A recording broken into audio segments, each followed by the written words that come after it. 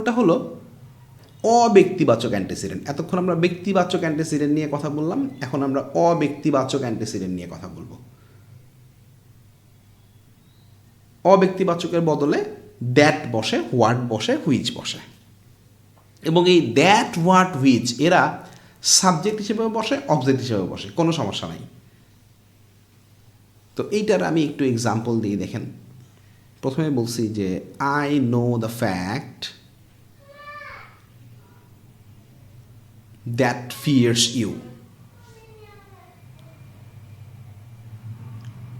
এই যে সেন্টেন্সটা, এই সেন্টেন্সে আমরা কি দেখতে পাচ্ছি?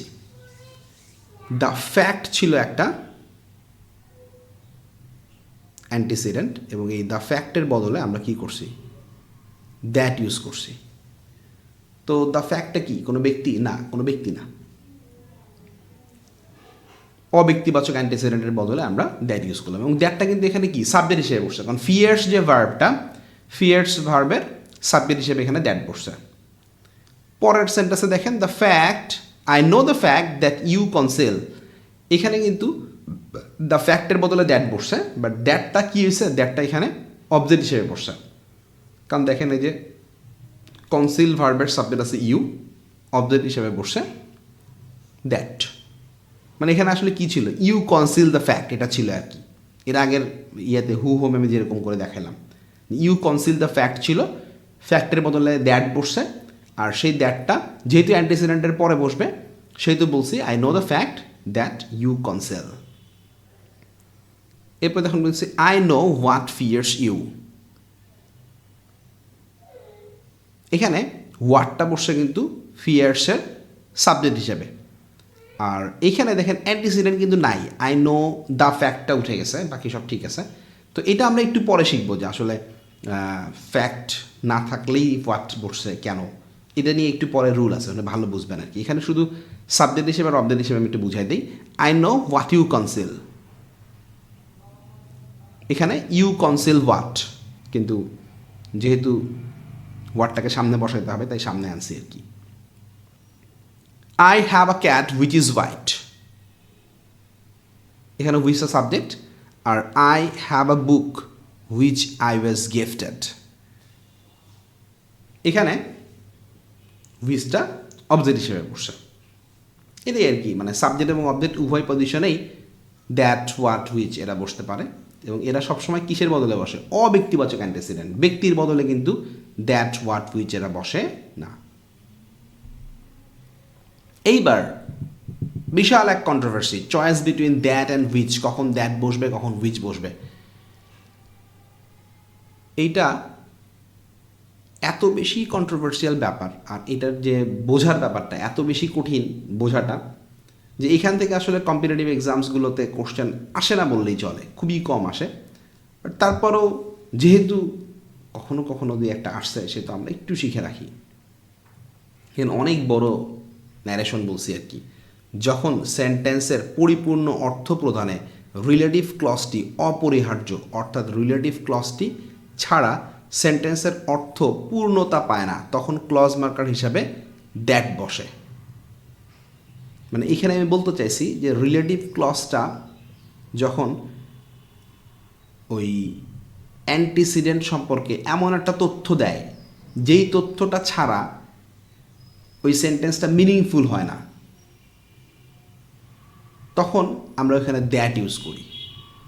আর বলছি অন্যদিকে যখন রিলেটিভ ক্লজ শুধুমাত্র অ্যান্টিসিডেন্ট সম্পর্কে অতিরিক্ত কিছু তথ্য দেয় যা সেন্টেন্সের অর্থ প্রকাশের জন্য জরুরি নয়, তখন ক্লজ মার্কার হিসেবে হুইচ বসে। মানে ব্যাপারটা এরকম যে আমি হয়তো একটা কথা বলছি অ্যান্টিসিডেন্ট সম্পর্কে, সেটা জাস্ট অ্যান্টিসিডেন্ট সম্পর্কে আমাদেরকে একটা স্পেশাল তথ্য দিছে, নাথিং এলস। বাট ওই রিলেটিভ ক্লজটা ছাড়া যে সেন্টেন্সের মিনিংটাই চেঞ্জ হয়ে যাচ্ছে, নট লাইকলি।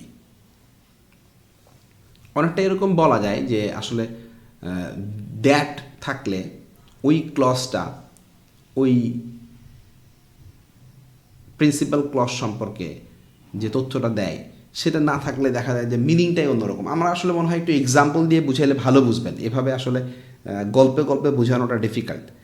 আর আরেকটা কথা বলছি, হুইচের পূর্বে কমা থাকে, দ্যাটের পূর্বে কমা থাকে না। মানে রিলেটিভ ক্লজেস যখন হুইচ থাকে রিলেটিভ ক্লজ হিসেবে, তখন আসলে তার আগে একটা কমা ইউজ করতে হয়, দ্যাট থাকলে কমাটা ইউজ করতে হয় না। আমরা একটু দেখি এক্সাম্পল, তাহলে আরও ভালো বুঝবো। বলছি I have bought a book which is very interesting. এই যে সেন্টেন্স, এই সেন্টেন্সে আমরা বললাম যে আমি একটা বই কিনেছি আর কি, হুইচ ইজ ভেরি, যা খুব ইন্টারেস্টিং। এখানে এই যদি হুইচ ইজ ভেরি ইন্টারেস্টিং এই ক্লজটা ইউজ না করতাম, I have bought a book, enough, সেন্টেন্সের মিনিং নিয়ে কোনো ঝামেলা নাই। আই হ্যাভ বট এ বুক, আমি একটা বই কিনছি। হুইচ ইজ ভেরি ইন্টারেস্টিং এটা জাস্ট ওই বই সম্পর্কে একটা অ্যাডিশনাল ইনফরমেশন দিল যে বইটা আসলে মজার ছিল আর কি। বাট সেকেন্ড সেন্টেন্সে দেখেন, I need the book that contains this topic. এখানে দেখেন বলছি যে আই নিড দ্য বুক, আমার বইটা দরকার। আমার কি দরকার? আমার বইটা দরকার। আমি যদি শুধু এইটুকু বলি যে আমার বইটা দরকার, তাহলে কিন্তু পরিপূর্ণভাবে সেন্টেন্সের মিনিং কমপ্লিট হলো না। আই নিড দ্য বুক, আমার বইটা দরকার। কোন বইটা দরকার? এটা কিন্তু একটা কোশ্চেন হয়ে যায় যে আমার কোন বইটা দরকার, আমার বইটা দরকার, কোন বইটা দরকার? আমাকে বলতে হবে যে দ্যাট বুক, ওই বইটা যেইটা কন্টেইনস দিস টপিক, মানে দ্যাট কন্টেইনস দিস টপিক। এই যে বইটার সম্পর্কে একটা তথ্য, যে দ্যাট কন্টেইনস দিস টপিক, এইটা ছাড়া কিন্তু আই নিড দ্য বুক এই সেন্টেন্সটা মিনিংফুল হয় নাই। আমার কোন বইটা দরকার? ওই বইটা যেটাতে এই টপিকটা আছে। পরে দেখেন একটা সেন্টেন্স দিছি, I have lost the key that you gave me. I have lost the key, চাবিটা হারাই ফেলছি। I have lost the key, চাবিটা হারাই ফেলছি। কোন চাবি? দ্যাট ইউ গেভ মি, যে চাবিটা তুমি আমাকে দিছো। আই হ্যাভ লস্ট দ্য কি, আমি চাবিটা হারাই ফেলছি। এই কথাটা বললেই কিন্তু এটা মাথায় আসে, চাবিটা হারাই ফেলছি। কোন চাবিটা হারাই ফেলছি? আমার কাছে কিন্তু একটা তথ্যের প্রয়োজন, কোন চাবি। এই জন্য এখানে আমরা দ্যাট ইউজ করছি। I have lost the key that you gave me.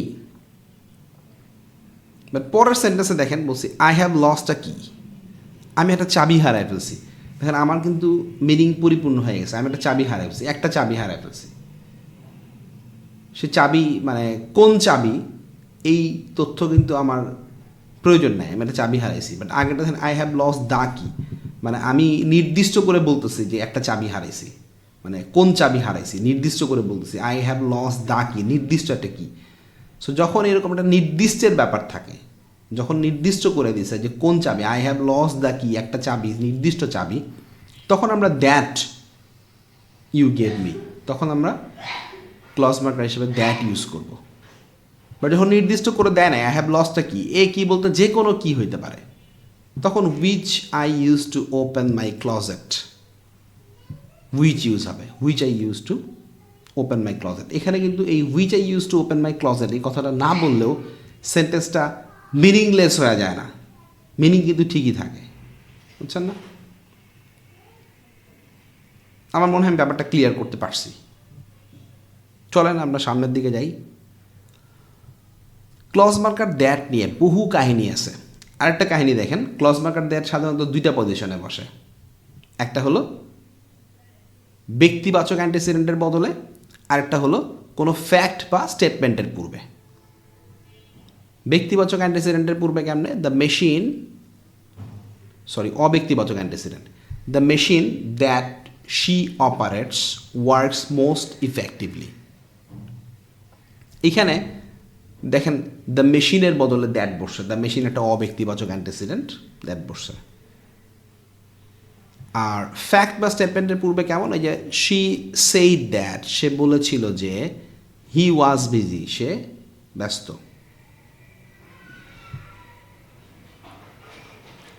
We know that she plays well, আমরা জানি যে সে ভালো খেলে। এগুলো হলো কি?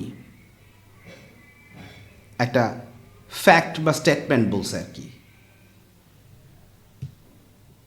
বুঝছেন ব্যাপারটা? দুইটা জায়গায় দ্যাট বসে আর কি, অব্যক্তিবাচক অ্যান্টিসিডেন্ট আর ফ্যাক্ট বা স্টেটমেন্টের পূর্বে।